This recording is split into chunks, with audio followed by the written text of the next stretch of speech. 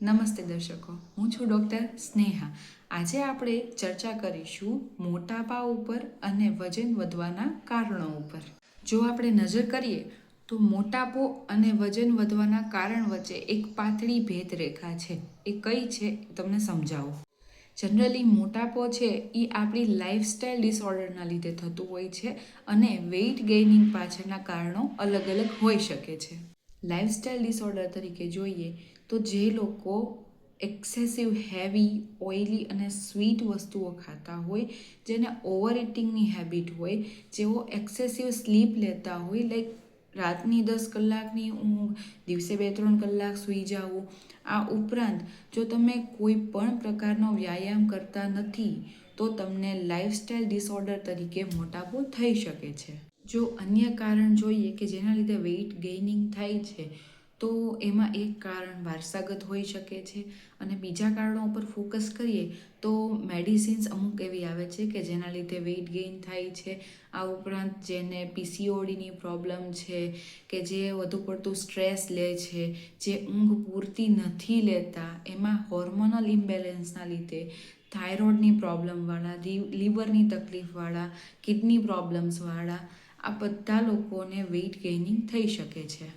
જે લોકો ઓવરવેઇટેડ છે અથવા તો એને જાણવું છે કે તેની હાઇટ પ્રમાણે એનું વજન બરાબર છે કે નહીં, તો એના માટેની એક સિમ્પલ વસ્તુ છે જેને કહેવાય છે બોડી માસ ઇન્ડેક્સ, કે જેમાં તમારે તમારો વજન કિલોગ્રામમાં અને એને ભાગ્યા તમારી હાઇટ મીટર સ્ક્વેર એ પ્રમાણે કેલ્ક્યુલેશન કરી તમને ઓનલાઈન પણ મળી જશે. તમે ઓનલાઈન કેલ્ક્યુલેશન કરી અને જાણી શકો છો કે તમારું BMI કેટલું છે. જો તમારું BMI 25 કરતાં વધારે છે તો તમને ભવિષ્યમાં ડાયાબિટીસ અથવા તો હૃદય રોગ થવાની શક્યતાઓ વધી જાય છે.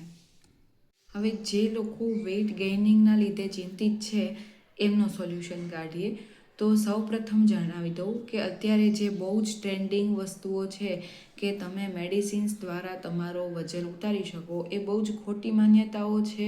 જો તમારા વેઇટ વધવાની પાછળ તમારી લાઇફસ્ટાઇલ અથવા તો કોઈ રોગ જવાબદાર હોય તો તમારે એમાં ફેરફાર લાવવો જરૂરી છે. જો તમારી લાઇફસ્ટાઇલ ખરાબ હોય તો તમારે લાઇફસ્ટાઇલમાં ચેન્જીસ લાવવા પડે છે અને જો તમને કોઈ રોગના લીધે વજન વધતો હોય તો એની ડૉક્ટરની સલાહ મુજબ દવાઓ કરવી જરૂરી છે. હવે જેને વેઇટ લોસ કરવો છે એના ઉપર ફોકસ કરીએ તો જે મેં અગાઉ જણાવ્યા એ કારણો દૂર કરવા. આ ઉપરાંત જવને બેસ્ટ કીધું છે વજન ઘટાડવા માટે, મેદ ઓગાળવા માટે, તો તમે જવનો ઉપયોગ તમારી રીતે અવનવી વાનગીઓ બનાવીને કરી શકો છો. એ ઉપરાંત સામો, મગ છે, કોદરા છે, પરવળ છે, આમળા છે, મધનું સેવન છે, આ બધું જ તમે કરી શકો છો. પણ યાદ રાખવું કે મધને હંમેશા તમારે ઠંડા પાણીમાં ઘોળીને અથવા તો એકલું સેવન કરવું, ક્યારેય પણ તેને ગરમ પાણી સાથે મિશ્રણ કરીને લેવું નહીં. આ ઉપરાંત જો આપણે એક્સરસાઇઝ ઉપર ફોકસ કરીએ તો તમે યોગ પણ કરી શકો છો અને જીમ પણ જઈ શકો છો. જો યોગ કરવા હોય તેમાં કયા કયા પ્રકારના આસનો કરી શકો એ જોઈએ તો તમે સૌપ્રથમ તો જો સૂર્ય નમસ્કાર કરી શકો તો બહુ જ સારું છે. જો સૂર્ય નમસ્કાર ન થઈ શકે તો અમુક આસન એવા છે કે જેના દ્વારા ચરબી ઘટે છે, કે ઉષ્ટ્રાસન છે, ધનુરાસન છે, પશ્ચિમ ઉત્તાનાસન છે, પવન મુક્તાસન છે, અન્ય ઘણા આસનો છે કે જેના દ્વારા તમે તમારી ચરબી ઘટાડી શકો છો. જો પ્રાણાયામ પર ફોકસ કરીએ તો તમે અનુલોમ વિલોમ પ્રાણાયામ કરી શકો છો. પ્રાણાયામ કરવાનું મુખ્ય કારણ એ જ છે કે તમારા હોર્મોનલ ઇમ્બેલેન્સના લીધે જો તમારે વેઇટ ગેઇનિંગ થતું હોય તો તમને પ્રાણાયામથી 100% રિઝલ્ટ મળશે.